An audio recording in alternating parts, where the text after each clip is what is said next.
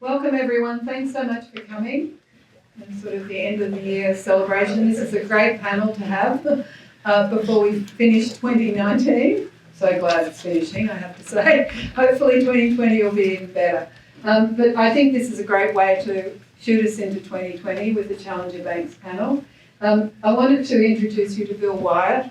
Bill Wyatt's a partner at Shepherd Mullen, who's been incredibly supportive of the FinTech Silicon Valley events. We've been running these for 3 years this month. Which is incredible. And thanks to Shepherd Mullen for their support. And so I'll just pass it over to Bill to say a few words. Well, welcome everyone, and thank you for coming. I know December is a difficult month, lots of things going on, but this is an interesting topic. And I'm Colleen McDonald tonight. My partner Colleen unfortunately learned late last week that she had to have foot surgery yesterday, so I'm the designated lawyer on the panel. But, thank you for coming. Thanks, Bill, and thanks again to Shepherd Mullen for all their support. And now I'm going to pass it over to Mark. Mark Prager is going to be the moderator, and he's going to get everyone to introduce themselves. It's a massive panel, so if you've got questions about the Challenger Banks, please ask them. Thanks. Big panel, but it's glad to see that the audience actually has more participants than the rest of the panel. But thanks everybody for coming tonight. My name is Mark Prager, as Pemo mentioned. I am a managing partner for Next Stage Partners. We work with early stage companies in the FinTech space. We work with the early stage companies, typically in seed round, companies that would be interesting to financial institutions or insurance companies. And then we handle a variety of relationships with those banks, insurance companies, and some major merchants. My background is with Visa. I was there for about 18 years. And worked with a variety of different products and platforms. One that I spent a lot of time on was launching prepaid products. Worked with Chris Britt, who's the CEO for Chime, many years ago. And we launched the Walmart Money Card. That time was a very, I won't say convoluted relationship, but it was an interesting one. We had GE, which is now Synchrony, as the issuer. We had Green Dot as the program manager. Visa as the network, and Walmart Financial Services as the one that was kind of running that into the stores. It was a really interesting time. I was working with Jane Thompson, who was president of Walmart Financial Services. At the same time, Walmart was suing Visa for interchange rates. So it was great when they were trying to not carry Visa, and I was loading their stores with as many Visa cards as the displays would handle. But I really got to know the kind of the unbanked and underbanked segments of our economy. Very, very prevalent in the U.S. You think of the rather sophisticated economy, but pretty interesting that the opportunity obviously exists for that. There's been many forms of that have come through. You've got a number of them represented on the panel here. And I'm going to start with John and just ask each of you to introduce yourself, a little bit about your company, and your favorite food that you ate on Thanksgiving. It doesn't have to be turkey. Hi, I'm John Dobsky. I'm the general manager of lending at Varro Money. So Varro, for those who may not be familiar, is a challenger bank.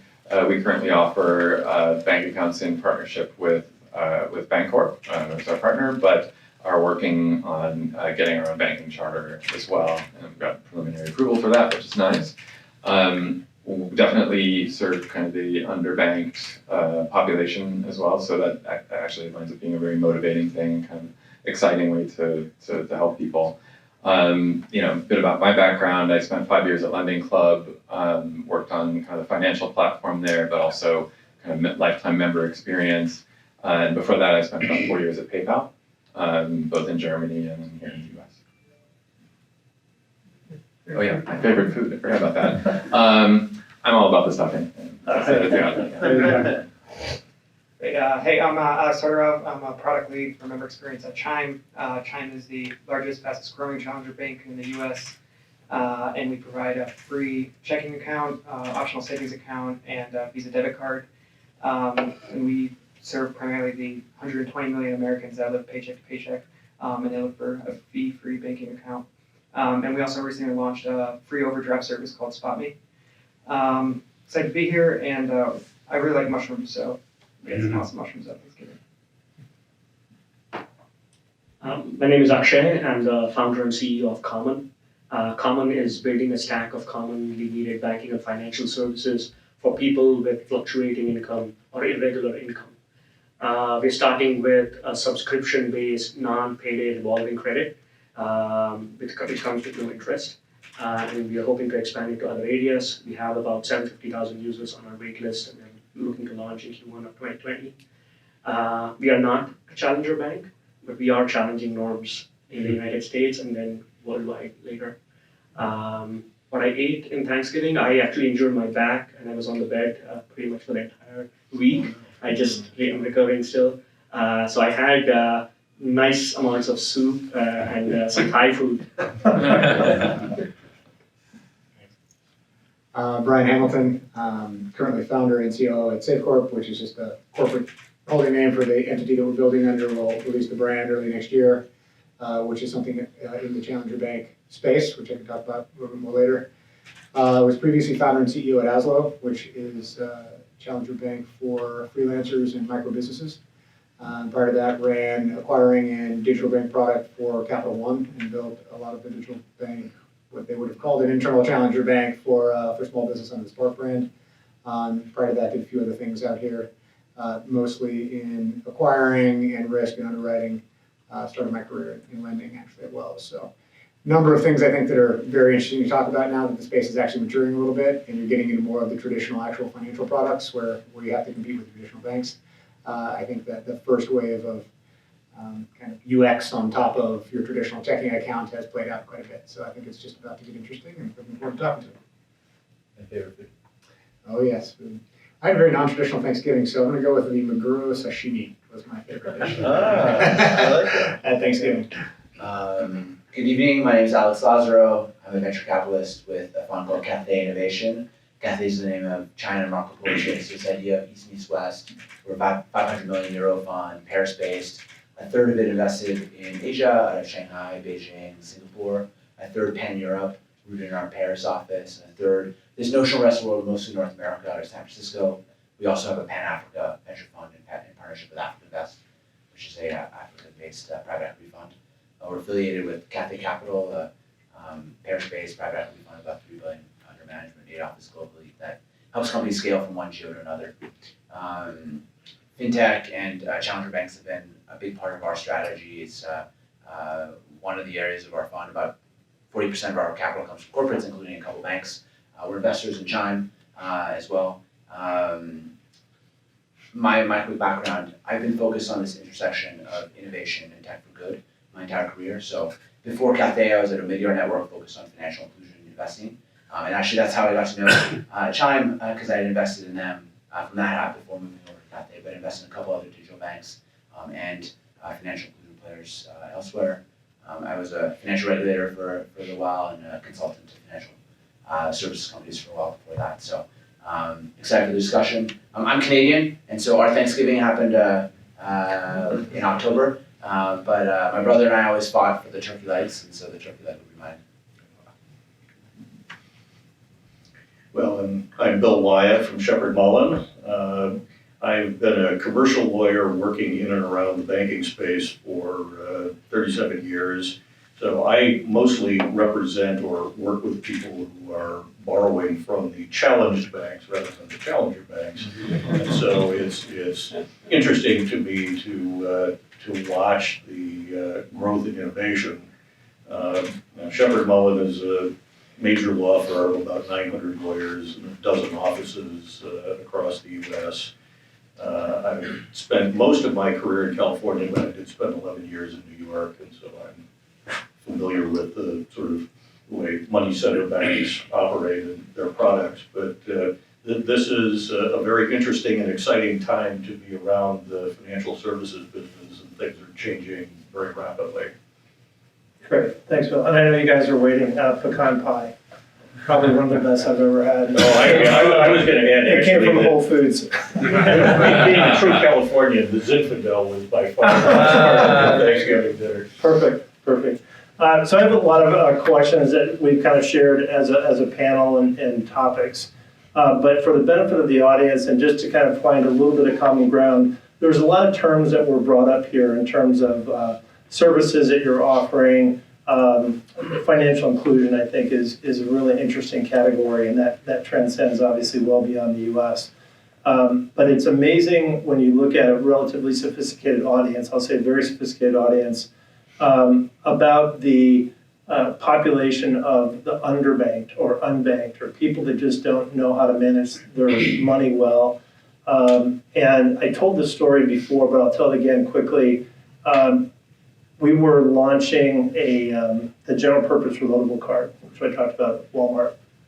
And I was at a major issuer here in San Francisco, a big round table with SVPs and EVPs, and I said, yeah, you've got to line out the door every Friday with people that are looking to cash your checks, and you're legally obligated to cash them. They didn't want a relationship with those people. It was clogging up the teller lines from their regular customers. I said, what if you could give those people a card with your name on it, kind of a checklist debit account, allow people to electronically deposit their funds so they didn't have to travel on a bus or however they get to your bank. They didn't have to worry about walking around with cash. They could be part of the pay at the pump, shop online, all these things that we take for granted when you have a card. Use your ATMs and, oh, by the way, potentially generate some revenue for you. And after you know these people for a while and you see that they have regular deposits, maybe you'd actually consider offering them one of your more traditional products. Everyone's shaking their head except this one guy. He pounds his fist on the table. He's like, gets up and he says, wait a second. If you're talking about reducing the amount of checks we cash, I've got a problem with that because I'm compensated on how many checks we cash. And I'm just like, oh my God, I need to talk to your boss. But that's a situation, and my lead up to this question is talking about what is really the genesis for the challenger banks. It's not like you can't walk down the street and find a bank. But what is it that you guys see happening in this space where this need for easier to get services, less scrutiny? Maybe that's not the right word, but maybe Alex, if you want to start. Sure, absolutely. So there's a couple key things here, and that all starts with the business model, which I think you were talking about. Is like if you're compensated about how many checks you're going to cash, you're going to want to cash more checks. Mm-hmm. Traditional banks, they make money by lending out deposits. 70% of Americans live paycheck to paycheck. They don't hold deposits. Traditional banks don't make money off them, so they've innovated and they charge fees to try to make overdraft fees and minimum balance fees. Americans are paying on average $250 a year in fees. So one aspect of why there's a need is they don't want to pay these fees anymore. The other is this access and control and ability to, in your wallet and in your pocket, be able to have access to your funds, move your money around, see exactly where you're at every minute of the day, and every time you spend, know how much you spent, where you stand. That type of control is something that was typically pretty opaque and you didn't have that visibility into your finances before. So a lot of our members really appreciate that. So they come in because they're escaping some fees, they're looking for a fee-free solution, and they stay and stick around because they get this control and they get this ability to know where they stand. Sure, so I agree. But I also wanted to address something you said, Mark, around it's easy to walk down the street and find a bank. For an increasing number of Americans, that is not the case. A lot of where we've seen kind of the largest numbers of signups are in the banking deserts that actually are very common in this country, and not everyone's really aware of that. But we find a lot of people signing up because they're in neighborhoods where they can't just walk down the street and find a bank. To the other way that I think a lot of traditional banks have innovated is essentially by pulling back out of neighborhoods that house lots of people who are not profitable for them. And so honestly, a lot of what we wind up doing is serving people because they don't have that near them, and so they come to us. What we've also seen in our research with customers, and this is something even when I was first looking at Varo before I worked there, I was saying, Varo wants to become a bank, but does the customer care about that? Interestingly, the answer is yes. Our research has found that both, there are certain services that people believe, and often rightly, that they need to go to a bank to get. But in addition, there's a certain kind of prestige or kind of adulting that people feel like they do if they can get a bona fide bank account. And so just even just the ability to provide that to a lot of people is kind of sadly is rare for where certain people live. Go ahead. I was just going to add one additional thought of, banks are facing a little bit of this multiple threat at the same time. So on the one hand, it isn't that banks don't want to serve customers. But globally there's 2 billion people that don't have access to financial products and services, another 2 billion that are underbanked, depending on how you count. And a large reason, as Alex mentioned, is economic. The business model of a bank branch-driven model doesn't scale down to low-cost balances, low amounts of transactions, et cetera. And so it isn't a lack of will, it's a lack of method. And you couple that with infrastructure that was built for that business model, often in the 60s and the 80s. And so that's one of the pieces. The other is actually the last 15 years of FinTech have been about unbundling the bank and have been taking the most profitable lines of the bank, call it lending, wealth management, remittances, what have you, and productizing those into individual businesses and stripping those out, even among the customers that they're having trouble serving, taking away the most valuable piece of that business by offering a much better customer experience and a variety of things. And so they're facing this double pressure that's happening. And so one of the reasons that also has driven to the rise of challenger banks is not just that there's a gap in the market, but also that there's, in the US, for instance, there's 1,500 FinTech Series A funded startups across all of these product lines. And that actually leads to a pretty confused marketplace in some ways. If I could go get my loans from one company, I get my payments from another. And in some ways, challenger banks are offering an opportunity to rebundle in a consumer-friendly way to this new reality. And so that's kind of the other gamut, the other piece of the puzzle that I think banks are facing a challenge with. I have a slightly contradictory thought. I used to be global product head for research labs at PayPal. And in the last leg of my journey, we were looking at how can we get PayPal to be useful for underbanked and unbanked. That's what got me into it.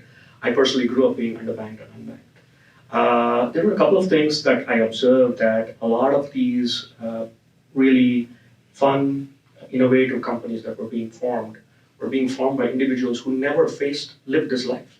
How are they going to build solutions? They have the right intentions, but a lot of times the right perspectives were missing. But I didn't want to discount their efforts. So I went back. I lived a great life at PayPal, earning a lot of money. So when I lived this life again, I spent a year being unbanked, lived 100% on gig platforms. I've done about 36,000 miles as an Uber driver myself. I might have picked some of you up from one of the airports. And I really went and talked to these people, like my customers, like Eugene, who's a cleaning technician in Washington, DC. I asked him, what is your biggest pain? He has a bank account. He has a bank account with Army Bank. And he says, I'm being charged because my income is irregular. I'm being charged. It's not considered as a typical direct deposit. And so I'm being charged $14 a month. And whenever I have challenges, I'm overdrafting or whatever happens, if I write to them, nobody responds back to me. I need to be treated with dignity, and I need to be treated just like everyone else. That's my need. I don't have a banking problem. I can go get a bank account, but how I'm being treated, the experience itself is not great. And more people are ending up in that kind of a lifestyle, thanks to market forces, gig platforms, lifestyle changes, automation, and other things. And that is what will drive, I think, need for these kinds of services. And these services would need to be cognizant of these market forces while building. What we have found, at least in our real conversations with over 2,500 people who are underbanked or unbanked, is banking, they're not waking up in the morning saying, okay, I need a bank account, or I need a bank account that doesn't charge me fees. They're saying, I have very specific needs that are very unique. How do I, who can help me out with that? Yep. You said $14 a month. Alex, you said $250 a year on average. So I mean, that's $268, if I'm adding correctly, on just having the account, right? That doesn't include any fines or other charges. Yeah, overdraft stuff. Okay. So other than the market that obviously exists for people that need to have these accounts. And I think the financial inclusion initiative is one that builds a lot of goodwill and education. But where does the revenue come in that justifies this? Because we're all not philanthropists.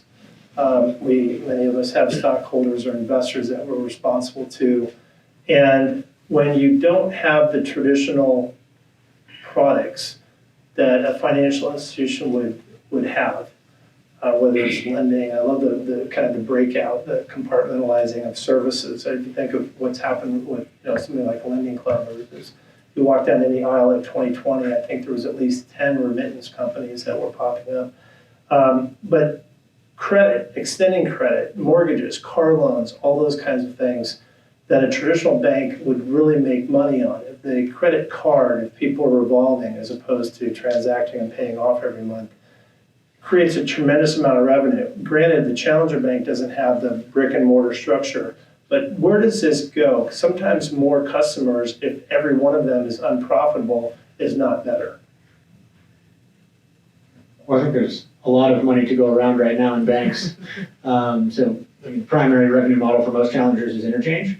And no offense to Visa, but a lot of rent's being charged on existing networks. And that money's essentially going to the issuer, and now the sponsor banks are sharing all of that revenue almost entirely with the FinTech.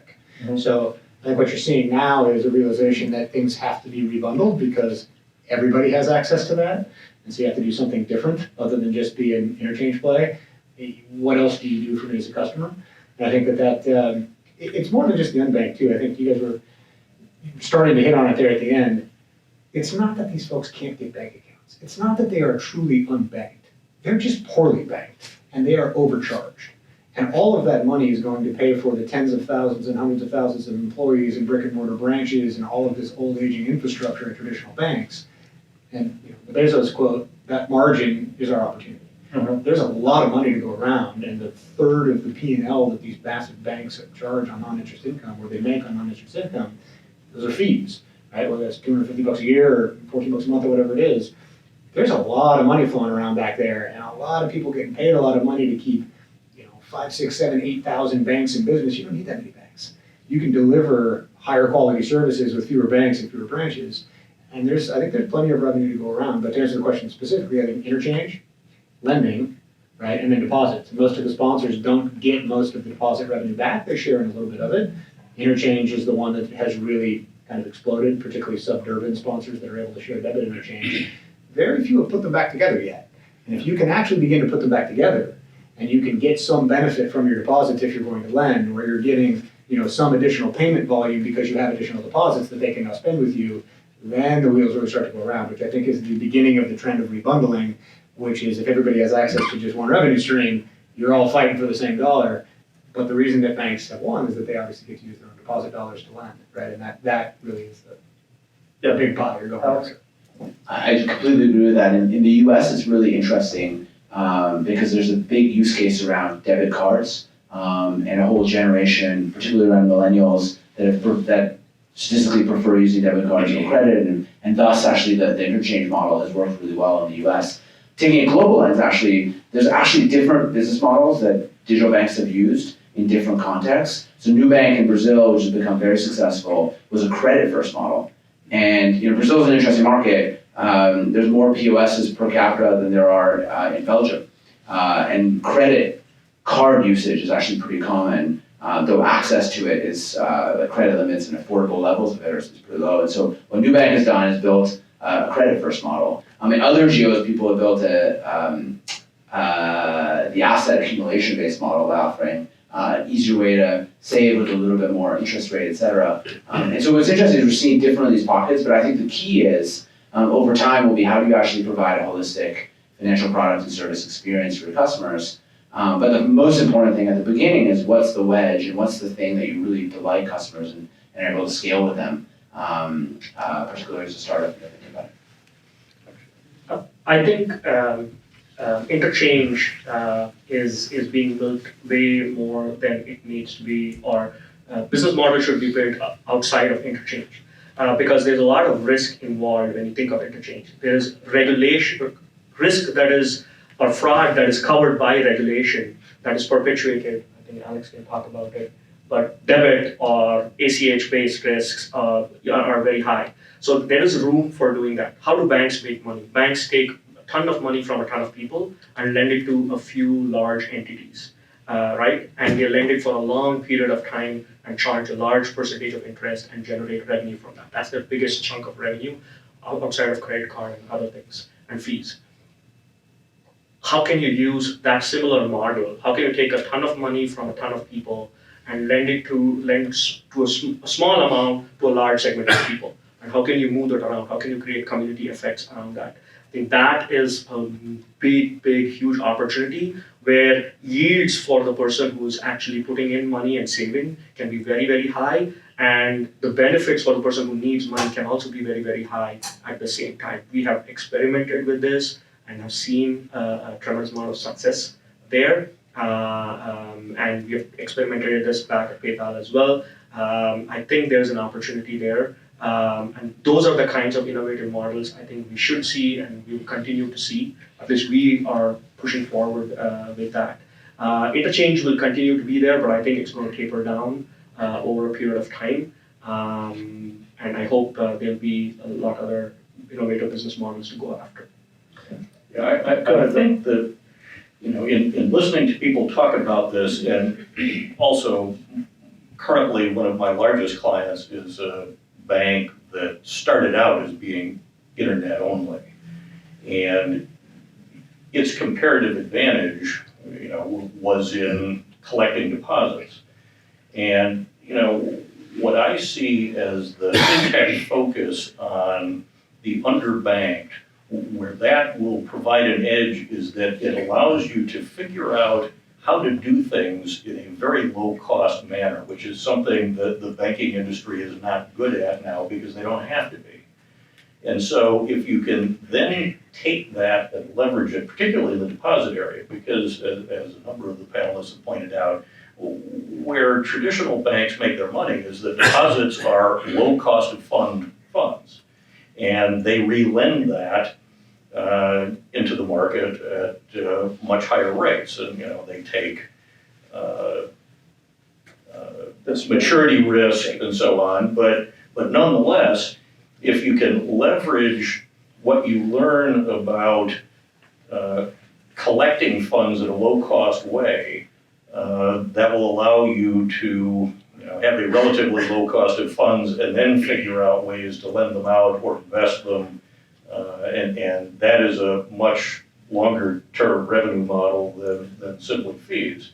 And, as I say, that this particular client of mine, at least the part of their business that I see regularly is because they are a deposit taker, therefore have a relatively low cost of funds, they lend to other non-bank lenders that have, on average, a much higher cost of funds. And so they act as leverage to others that are sort of providing non-bank loan products, and that has proven to be very good business for them. Yeah.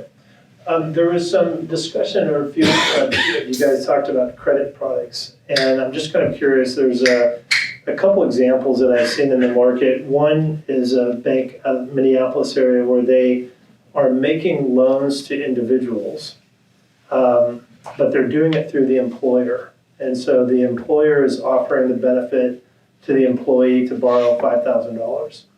And the employer is not taking any risk, but they're offering the benefit of payroll deduction to pay that loan back. And so the lender feels comfortable that a company is standing in between kind of the borrower and themselves, and providing that more consistent flow of funds that they're not going to have to chase as much as they might have. But that's an example of a credit situation. And John, we talked on the phone a little bit about Square and what they do for a business where they might be acquiring transactions and they're taking a percentage of daily receipts because it's a bakery and they needed to buy a new $30,000 oven or what that is. What are some of the creative ways that you guys see, and maybe it's not considered a credit product, but it's a credit-like product that allows a fee structure to still be favorable to the borrower? Well, I think in the example that we talked about, the Square example, I mean, the key is they have the data, right? Mhm. And so they know enough about that business and their receipts and so on to be able to underwrite them on the basis of that data. And I think that's something that we're looking to do as well, is that, yeah, somebody doesn't have a lot of deposits, they may be living paycheck to paycheck, but if we know a little bit about their income stream, then potentially we'd be able to use that to lend to them. Now, I will say that the structure of relying on the sponsor bank can put the brakes on that kind of approach, just because, for example, in a partnership with a bank, the data in question belongs to the bank and not to us. And so using that for underwriting may be restricted by kind of the agreement and so on. So that's something that I think we're looking to be able to do, especially once we become a bank. So it's interesting then, because that provides a way for us to potentially lend to somebody even if the deposits aren't that high, but because we have that data. Yeah, I think that's one of the critical things that we're Okay. Your story was interesting about this employer lending 5,000 and collecting it from the page. Isn't that just indentured servitude? So the employer is actually not lending. The bank, the challenger bank, is lending the money. They're not. But holding the paycheck hostage, right? In terms of. So you're using a lot of words here that I didn't use. Anyway, I think there's a liability for the borrower. It's a convenience that the employer is offering, and that convenience is working for both sides. It's working for the employer and for the lender. So I think we were approaching this credit question in a way is like, well, how can a challenger bank make money from a credit-like product, or how can it expand some of its revenue streams? At Chime, we try to think about it a little more differently, whereas what are the needs of the member? What are the needs of the customer in terms of access to funds? Why are they needing this money right now, and they can't wait for their paycheck, or they can't budget appropriately, or whatever the issue is, and finding out what do they need a short-term loan, or do they need a longer-term loan, do they need a mortgage, a car loan, and really figuring out what those needs are. So at Chime, we've started with the very short-term need is my paycheck, 2 weeks have run up, I've accidentally spent $50 too many, I need to buy groceries or medication or something, so we give them a free overdraft, $50 or whatever have you. And then when we get into thinking about longer term loans, we'll figure that out as well. But again, it comes from thinking about what is the need and how can we build a business model that aligns with that need, and not necessarily trying to just expand our revenue streams just because we need to expand our revenue streams. I'll talk about our product. 72% of all millennial income in the United States comes from alternative work arrangements today. That's data. We didn't come up with it. Pew, Aspen, Deloitte have been doing research on this. It's out there. You can check it out. That means these people don't have a regular paycheck. It doesn't come at the same time. It's not the same amount, and it doesn't come on the same date, and may not even come from the same employer. So that is the world increasingly we are going to live in, and credit products have to be built for that. And these people have a real need, and if the experience and the type of credit being offered is not predatory, they're willing to pay a price for it. We have tested it, battle tested, and that is, I think, something that will continue to be interesting, and how people come up with different models. In our case, for example, we provide revolving credit up to $500 without interest, but with a subscription fee. Now, we know for a fact that our user base today that we have on our wait list have a perpetual need. Every 1.5 day cycle, they have $120 need every single month. And so they're willing to pay that amount. And so we are not reliant on interchange. The cost of doing service for us is about $2. We make $5. If they use our debit card, which we may offer to them, then it'll add to that interchange, but it doesn't create a big dent for us. That's one way of looking at it. The other way is 6% of our users make more than 100K, 11% makes more than 75K. They want to set some money aside. It's not a big amount of money, but they want to set it aside. They don't want to touch it for at least a year, right? And they are very community driven. They want to help people like themselves. They know how life is for people with irregular income. So how do we have proprietary technology that we have built that allows us to use that money to help people who have professional need and then move it back to them using our AI-powered algorithms. And we can give high yields to them instead of paying a balance sheet lender. And we can we can charge subscription fees to the people who have this need. So those are some ways. We have seen that work in other geographies. We've seen that work. I come from India. There are several examples of that being done in traditional and non-traditional ways. And we'll be looking to expand on that and try that. But to Alex's point, it's very, very need driven. Now, collecting data for that, you could hustle your way. So we have tested our algorithms with 300 million financial records, which we obtained in a legal way, but we were able to test that it works, because if it's fluctuating income, how do we see if our technology works or not? So that is ways that companies have to figure out how to innovatively acquire data to come up with innovative ways to provide credit in a profitable way. Brian? Yeah, just real quickly, I think that the question about how you make money doing this, I like the comment, like, figure out what's valuable to the customer, right? And obviously, if it's free overdraft, that isn't gonna make you money, but you're not gonna do that for a $1,000 loan, you're gonna do that for the $50 you need for a week. Fees are things that banks charge. A price is something that you pay for something you value, and customers are happy to pay it, right? Whether that's $5 a month to get access to $500, or whether it's, whatever that is, it could be a subscription fee, it could be a fair interest rate on a credit line that's less than your card charges you. I think the place where the traditional banks are about to have a problem is that income is becoming less traditional, it's becoming clunky, inconsistent, like the amount of days change. The signal you get, like, everybody's got a FICO score, well, not everybody, sorry, but everybody has access to FICO if you're going to use a traditional method. The people walking in the door to the bank now have a thin file, don't have a traditional score. They're a freelancer and their income doesn't match your small business loan form, right? That's where banks are about to have a problem, because all of these other sources of signal on whether or not you are a good risk and repay, as a customer, I'm actually happy to pay you for that credit. You give it to me for a fair price, I'm happy to pay you for it. And I'm a happy customer, and you made money.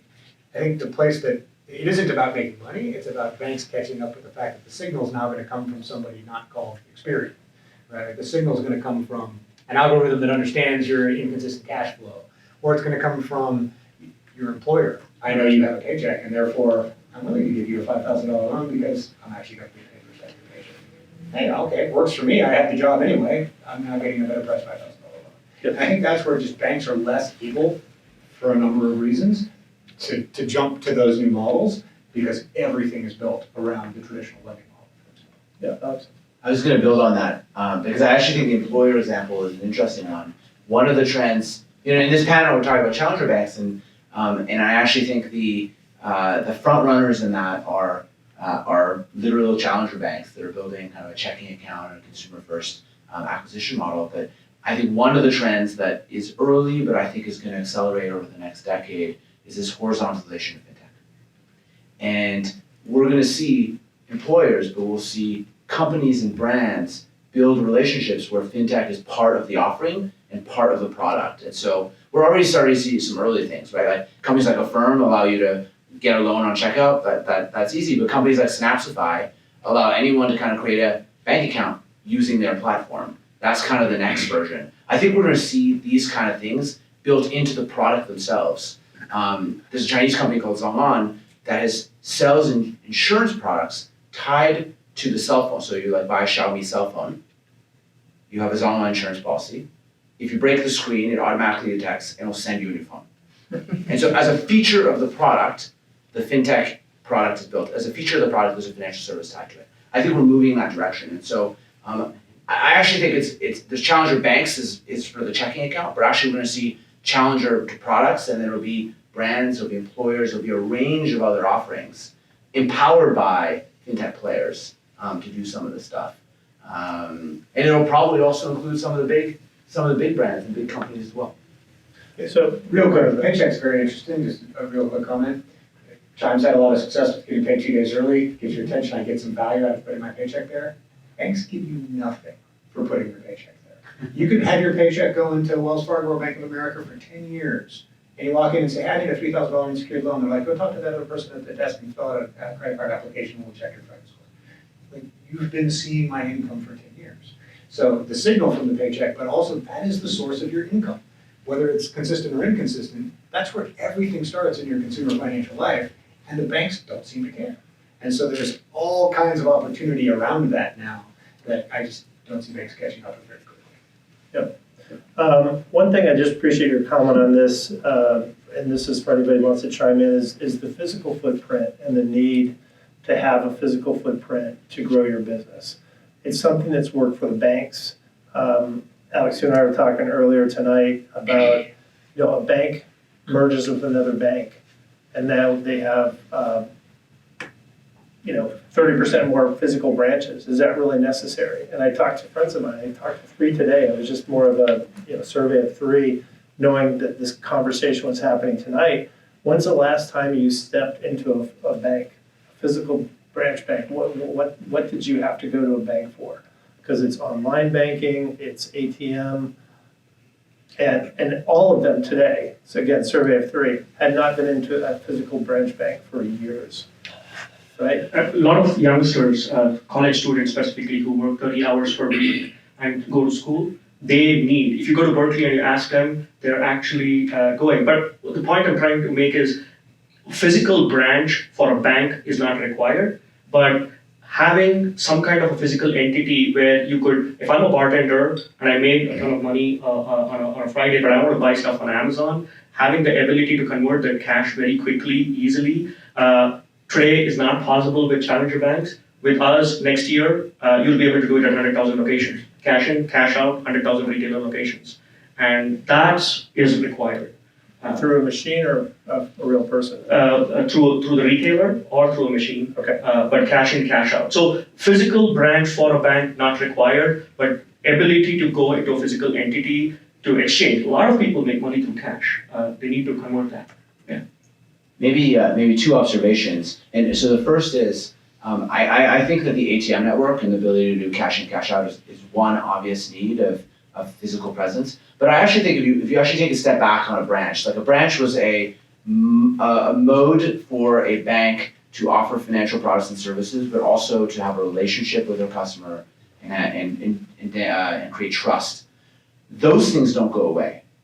And so the way you do that might not be a branch, but I actually do think that some form of human connection, some form of advice does need to exist for certain types of financial products and services. I think it's really tough to buy a house or get a massive mortgage without having a conversation to understand really the terms. I think it's really tough to get a life insurance policy without having a conversation with someone. And so I think there's some products that you can do entirely in a digital way, but I think there's others where human connection and trust and advice really matters. That might not be done in a physical presence, but I think it still needs to happen. So that's observation number 1. The second is, if you look at another industry, which is D2C commerce, and you say, look at brands, Allbirds, for instance, but even just like companies that are building glasses or building any type of kind of D2C furniture. At the end of the day, as they scale, a lot of them actually tap out growth and have to build physical stores, like Bonobos, for instance.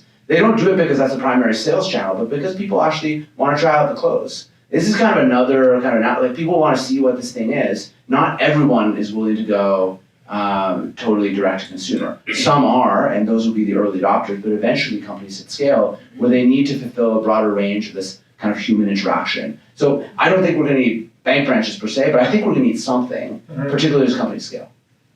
I think Bonobos is a tremendous example, by the way. Yeah, just to build on that, I think the one thing that may be missing without the branch is essentially the community aspect. I mean, if you rewind a few generations in this country, there was no branch banking, right? Every bank was a community bank, and they took it as their mission to sort of serve the members of that community. And so you sort of fast forward to now, one of the questions I think for a challenger bank is who is our community and what does it mean to serve them? And I think it's difficult because they're diffuse, and so having physical branches may not be the best way to serve them, at least at our current size, for example. But that sense of community still needs to be there. But I think the good news is there are other ways to do that. I mean, I think having good customer service is one way to do that, and having somebody who can talk to them, talk to someone, and especially if they don't necessarily understand the terms of the financial product, be able to walk them through that. But I think even like peer-to-peer payments, there's ways to sort of build community both between the challenger bank and the customer, as well as between among customers of the bank. think that's one thing that the branch theoretically provided. We could argue whether it was successful at that or not. But I think that is something that challenger banks need to answer, is like, who is our community and how is it that we engage with them? Great. I want to do one more question. I want to open it up to the audience for questions. I think Emma's going to give me the hook here in a minute. But I'm just kind of curious, more from the big brands that aren't in banking today, but could go that direction based on their customer. And Apple's a good one. You know, obviously it's a relationship with Goldman Sachs. And from a Visa perspective, I'd say it's a very traditional co-brand. But there's a lot of other things that a company like Apple knows about you, knows about the products you use, knows whether you use its digital wallet and Apple Pay and all those financial pieces.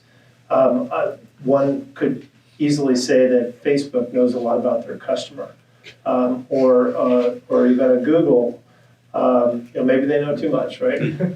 But at what point do you see those folks taking that step and offering financial services? Well, I mean, Google just announced something or other last week, so that's that's not a surprise. But I do suspect, I mean, just thinking like a consumer, not like an industry person, like that would make me nervous. I think there is a question for any fintech of like how are consumers going to respond to that.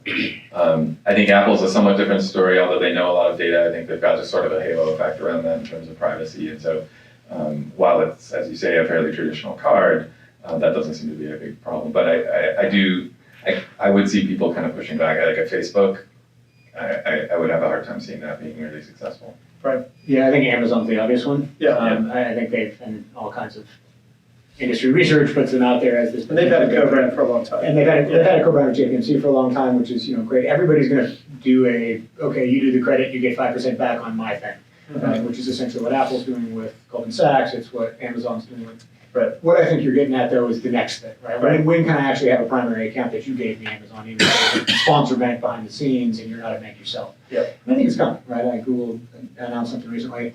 Amazon's the one I think I would be most scared of for a number of reasons. We did some interesting research when I was at Capital One, and the number of people that would trust Apple to be their bank was higher than all kinds of other bank rates, right? And it was huge. But Apple's a somewhat unique one. That they have a bit of the privacy spin on the integrated hardware software, and maybe I do like that, but I don't think they have any interest in being a bank, and hence the tie-up with Goldman. I think the horizontalization, or whatever you called it, is the thing that's going to happen. You're going to see more financial services delivered through brands you trust. I may not be the bank. You might not think of me as your bank, but if I've chewed off 3 of the 4 revenue streams that your bank used to get off you, who cares, right? And I think that Amazon's the one that is probably scariest in that regard. Alex? I think it's really interesting. First, This Alex first. I think it's obviously it's validation that there's a market here, and then there's a lot of interest, and as was mentioned earlier, it's a massive market that these banks have been, getting nice and fat off of. But I also think, and it was mentioned earlier about this relationship that you have, and especially what we see at Chime is that finances and money is a stressful thing, and just giving anybody access to your paycheck, giving anybody access to move your money around, that's a relationship, that's a trust you have to build. Traditional banks have clearly eroded that, and if it starts to happen with Amazon or Google or Apple, I mean, I don't know if you guys have called Google support before, but I don't even know if there's anyone there. Yeah. So I think they might get into it and they might carve off a few pieces, but ultimately I think it's going to be a really difficult shift to say that I don't have that banking relationship in terms of I don't have this person that I trust with all my finances. Okay.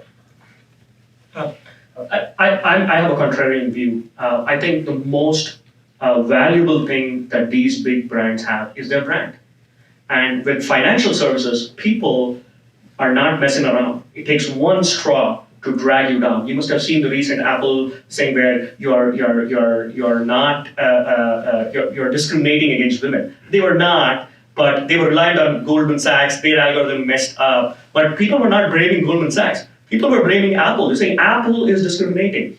They will not tolerate that, especially Apple, right? Google, on the other hand, is scary because I just did a check. I was doing some search results and I was using a Tor browser. I don't know if you guys know Tor browser. So using a Tor browser with DuckDuckGo, and then I was using Google. And the way I get my financial results for the queries that I'm putting are very, very different. Now, if Google becomes a bank and they're trying to do that, that's dangerous. I think today's consumers are not going to sit quiet with that. And Google also has a brand to manage. Plus, now regulatory oversight is super high. So they're not going to mess around. And I think so that is, they're not going to create a dent in our opportunity, I think. Maybe, so I echo a lot of what's been said. Although, I think this is going to be a little bit of a different story by different geo. So the biggest mutual fund in the world is a tech platform in China. The biggest mobile banking service in the world is the biggest mobile operator, mobile banking operator in Africa is run by a telco. And in many markets, we're being underbanked and solving that problem, and where the banking system has not worked. A range of providers are emerging, and I think the answer will be different in different geos, depending on the regulatory context and depending on the demographic and a variety of other factors. So I think the answer is it will depend. In the US, I actually think some of these big tech platforms may be distribution layers. I actually think that becoming a bank and facing the range of regulations that come with that and dealing with the expertise of how to do that is actually more complicated than many appreciate. It's incredibly challenging. And so I think that's one thing that I think will dissuade, is one of the reasons that I think people have not dove into that, and a lot of them have been done through partnerships. But I do think that, as you had said, I do think that doesn't mean they're not going to try to offer some financial products and services and do it in a co-branded way and do it in ways where they can manage their brand equity and blame it on someone else if there's a problem, but also be able to kind of offer a broader range of financial products and services. I think it's going to become, in certain markets, a pretty interesting space to watch. Just real quickly, I know we're short on time, but we made it 56 minutes into this before I said the word regulator. So that was exactly where I was going to pick up, which is they don't want to be banks, right? I mean, the impact on your business model and your flexibility to innovate if you're one of those big tech platforms, particularly in the age of I control your search data and the results that you get, and that might now impact your money. You better really, at some point, the regulators that are currently asleep at the wheel in a way that is even hard to describe. Shut that down. Somebody's going to wake up. Right? Administrations are going to turn over. Something's going to happen, whether it's this country or another country, whether it's the EU or somewhere else. And they're going to be like, no, you will not also be my primary bank account. I don't even trust you with my digital advertising. Yeah. Right? Like, I think that there's the thing that challenger banks can really do is go innovate in the dusty corner of compliance and regulation and actually do it right, so that when they want to become a bank themselves and they go for a charter, or they actually can then partner with a distribution platform or a big tech platform, they're going to get it right. I think the ones that are running at growth at all costs and think that regulation is just a bad word, I think that shoe's going to drop. And I think that it's also one of the big reasons that the existing big tech platforms are not going to be back. Bill, we'll give you the last word, and then we'll go to questions. Well, I was simply going to add that at least in this country, banking regulators have traditionally, or our legislatures have traditionally been very hostile to the mixing of banking and commerce. And they have traditionally drawn a very bright line between those.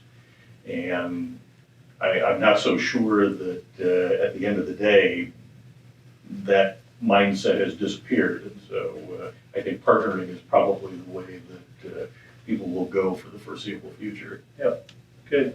All right, let's open it up in a few minutes for questions. You guys have been waiting all night. Yeah. So currently in the blockchain area, the world of the DeFi, decentralized finance services, are emerging. So from your perspective, the DeFi service is your competitor or disruptor, or so what's your idea for the DeFi services? So for example, ignore or try to compete or try to migrate. What's your idea for the DeFi? Decentralized finance. Yeah, right. Decentralized finance, are you talking about blockchain solutions and other things like that need to compete? Is that the question? Yeah, right. So I think work needs to happen there. I think it will inform us to build better technology, and I think it should exist.